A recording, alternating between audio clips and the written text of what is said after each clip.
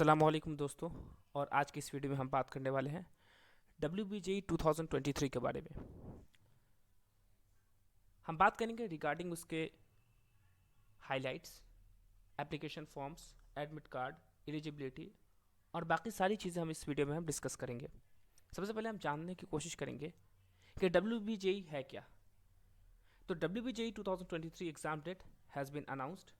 Exam date को announce कर दिया गया है, जो कि कंडक्ट होना है 30th of अप्रैल 2023।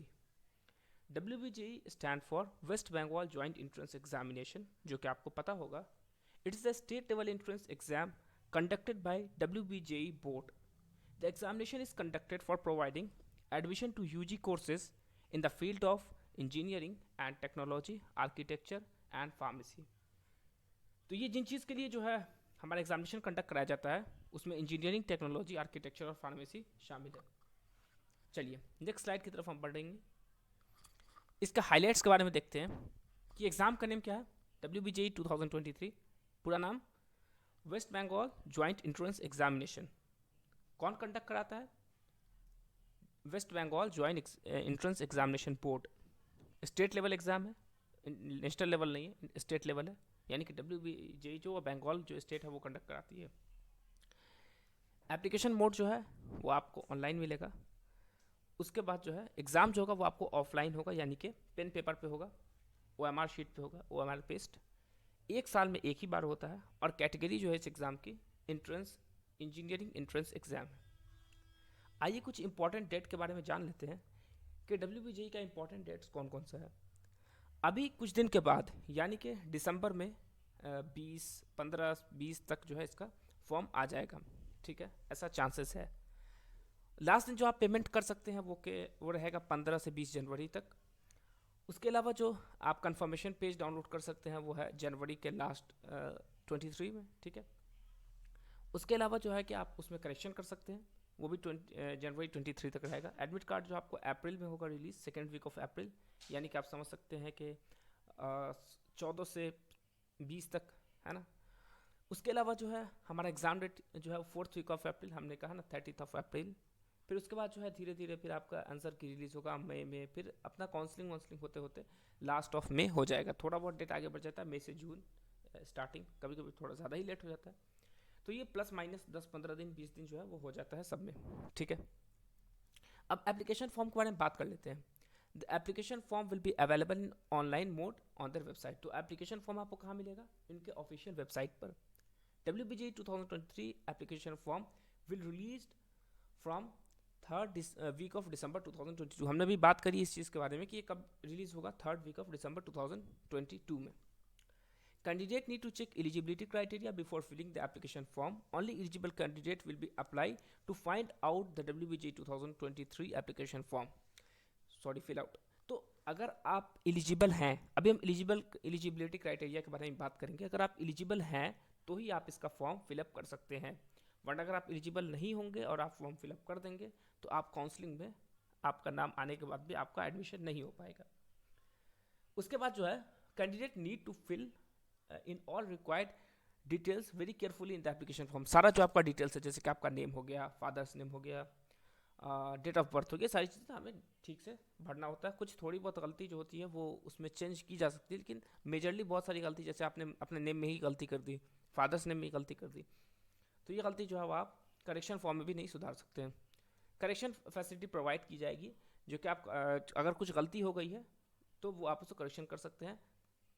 तो कुछ डिटेल्स जो है उसमें आप करेक्शन कर सकते हैं, सारी डिटेल्स में नहीं। Candidate are required to fill detail like name, father's name, mother's name, gender, domicile, date of birth, ये सारी चीज़ आपको उसमें भरनी पड़ेगी। This details must be filled very carefully as correction facility will not be applicable to this details. अब कोई बंदा चाहे कि उसके नाम में गलती हो गई है तो वो उसको चेंज करने का ऑप्शन नहीं रहेगा, या फादर्स नेम, मदर्स नेम, या name, gender, domicile, date of birth, इन चीज़ों में आपको चेंज करने का ऑप्शन नहीं है। कुछ छोटी मोटी गलती होगी, जैसे स्कूल के नाम में थोड़ा मिस्टेक हो जाता है या इस तरह की छोटी मोटी कोई भी गलती होती है तो उसमें आपको दी जाती है। लेकिन जो आपकी एकदम बेसिक जो है, जो आपकी प्राइम चीज़ है, उन चीज़ों के बारे में आपको करेक्शन फॉर्म में आप उसको चेंज नहीं कर सकते। तो ये चीज़ आप ध्यान से पढ़ें।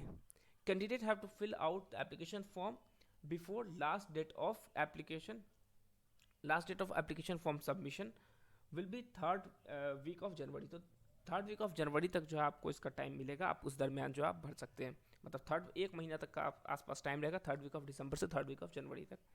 इसमें कभी कुछ टाइम एक्सटेंड कर दिया जाता है, 10 दिन 15 दिन, तो वही 1 से 1.5 महीना तक आपको इसके पास फॉर्म फिलअप करने का ऑप्शन रहेगा। और उसके बाद आपको एक प्रिंट आउट लेना है। और उसके बाद आपको एक चीज़ और बता देता हूँ, प्रिंट आउट लेने के बाद मैं जब भी कोई एग्जामिनेशन के बारे में बात करता हूँ तो बताता हूँ कि जो आपका यूज़र आईडी होगा और जो पासवर्ड होगा उसको जो उसके पीछे प्रिंट पलट करके लिख लेना, ताकि कोई दिक्कत ना हो जब आप एग्ज़ाम देने जा रहे हो। क्योंकि आपका जब एडमिट कार्ड आएगा तो उस वक्त आपको वही जो यूज़र आईडी होगा, यूज़र आईडी हो सकता है कुछ नाम और हो सकता है उसका, यूज़र आईडी या ईमेल आईडी, यूज़र आईडी वो अलग से बनता है, यूज़र आईडी और एप्लीकेशन फॉर्म उसको बैक करके लिख लेना, ठीक है। एप्लीकेशन फ़ी के बारे में बात कर लेते हैं। The application fee can be submitted through online mode only. आप एप्लीकेशन फ़ी ऑनलाइन मोड ही सबमिट कर सकते हैं, जहाँ आपका credit card, debit card, net banking से आप ये काम कर सकते हैं। जनरल कैटेगरी के बारे में अगर हम फ़ी के बारे में बात करें, ज़्यादा नहीं है, 500 रुपये, और ST SC या OBC A या OBC B इन लोग के लिए 400 रुपये है। एलिजिबिलिटी क्राइटेरिया क्या होता है? एलिजिबिलिटी क्राइटेरिया वो होता है कि अगर आप इस एलिजिबिलिटी क्राइटेरिया में लाई नहीं करेंगे तो आप जो है ये एग्ज़ाम नहीं दे सकते हैं, और अगर आप इसमें लाई कर रहे हैं तो आप एग्ज़ाम दे सकते हैं। तो इसका एलिजिबिलिटी क्राइटेरिया, जनरल एक एलिजिबिलिटी क्राइटेरिया ये है कि आपका एज जो है वो 17 साल होना चाहिए, मतलब 17 साल से आप कम नहीं होने चाहिए, ठीक है। कब तक? 31 अक्टूबर 2023 को जो है आपको 17 साल हो जाना चाहिए, ठीक है। और मैरीन इंजीनियरिंग कोर्सेज जो मिनिमम एज होगा वो 17 साल होगा, और मैक्सिमम एज होगा वो 25 साल होगा। मतलब इससे जो 25 साल से एक्सटेंड जिसका एज होगा वो इस एग्ज़ाम को नहीं दे सकता है, या फिर देगा तो उसका वो काउंसलिंग जो है वो नहीं होगा, उस टाइम उसको रिजेक्ट कर दिया जाएगा।